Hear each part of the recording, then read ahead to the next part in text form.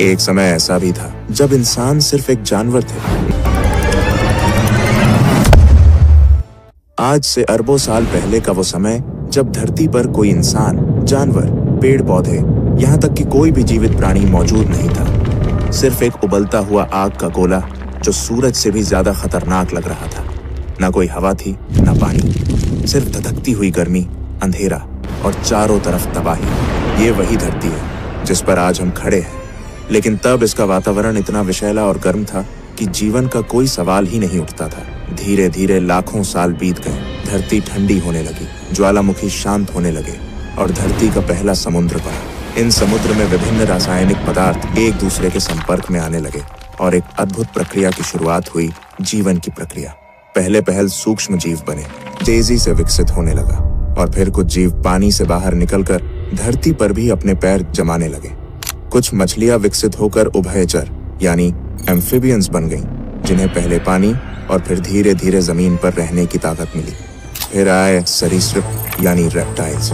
ये वो जीव थे जिन्होंने धरती पर राज करने की शुरुआत की। इन सभी के बीच धीरे धीरे विकसित हुआ एक ऐसा समूह जिसने आगे समुद्र तीनों में फैला हुआ था और हर जगह वे अपनी अपनी दुनिया के बादशाह थे। डायनासोरों का साम्राज्य करीब 18 करोड़ साल तक चलता रहा, लेकिन फिर करीब 6.5 करोड़ साल पहले धरती पर एक विनाशकारी घटना घटी।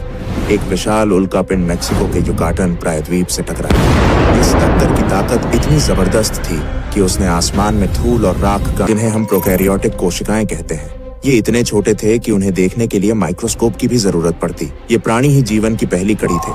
कोई हाथ पैर नहीं, कोई दिमाग नहीं, बस एक सरल कोशिका जो जीवन के पहिए को घुमा रही थी। धीरे धीरे प्रोकैरियोटिक जीवों ने खुद को विकसित किया और यूकैरियोटिक जीव अस्तित्व में आए। अब जीवन सिर्फ एक कोशिका तक सीमित नहीं था, बल्कि कई कोशिकाएं मिलकर एक शरीर का निर्माण आने लगे। कुछ प्राइमेट्स ने जमीन पर ज्यादा समय बिताना शुरू किया। शाखाओं पर लटकने वाले हाथ अब जमीन पर चलने में भी इस्तेमाल होने लगे। रीढ़ की हड्डी में हल्का झुकाव आया और शरीर की बनावट ऐसी होने लगी कि वे कुछ समय के लिए 2 पैरों पर खड़े हो सके।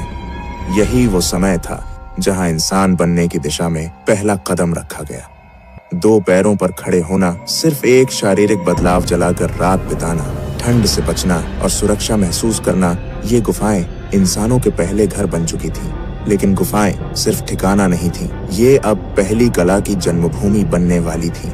दुनिया भर की पुरानी गुफाओं में आज भी ऐसे चित्र मिलते हैं जिनमें हिरन, भैंसे, हाथी और इंसानों की आकृतियां उकेरी गई हैं। इन चित्रों ने इतिहास को एक नया आयाम दिया, क्योंकि अब